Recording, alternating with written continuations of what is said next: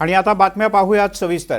जळगाव शहरातील शनीपेठ पोलिसांनी अवैधपणे भारतात वास्तव्याला असलेल्या एका बांगलादेशी तरुणीला ताब्यात घेतलाय। या क्षणाची सगळ्यात मोठी आणि महत्त्वाची बातमी, या प्रकरणात संबंधित तरुणीला आश्रय देणाऱ्या तरुणावर सुद्धा गुन्हा दाखल करण्यात आलाय। जळगाव शहरातील जोशीपेठ परिसरात एक परदेशी महिला विनापरवाना राहत असल्याची माहिती पोलिसांना मिळाली होती। पोलिसांनी सापळा रचला आणि अचानक छापा घातला।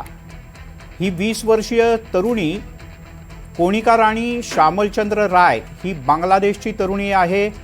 पोलिसांनी तिला ताब्यात घेतलं आणि सखोल चौकशी केली असता कोणताही वैध परवाना, पासपोर्ट किंवा व्हिसा असं काहीही नव्हतं। भारतात तिने प्रवेश केला होता आणि आता तिची चौकशी करण्यात येते। मंगेश जोशी आपले प्रतिनिधी आपल्यासोबत जोडले गेलेत। मंगेश, ही जळगावपर्यंत कशी काय पोहोचली तरुणी?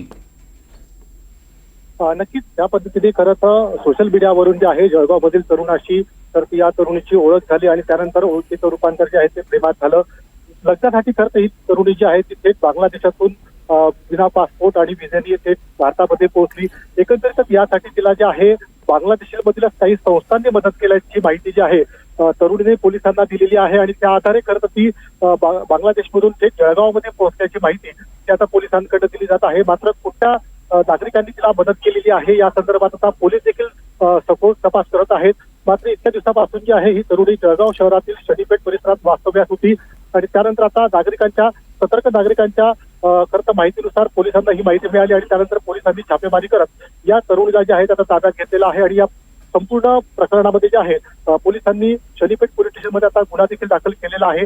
एकंदरीतच या प्रकरणामध्ये अजूनही काही कनेक्शन समोर येत आहेत का हे याबाबत देखील पोलिसांकडे जो आहे तो आता सखोल तपास केला जात आहे। मंगेश, तुर्तास धन्यवाद या सगळ्या माहितीबद्दल।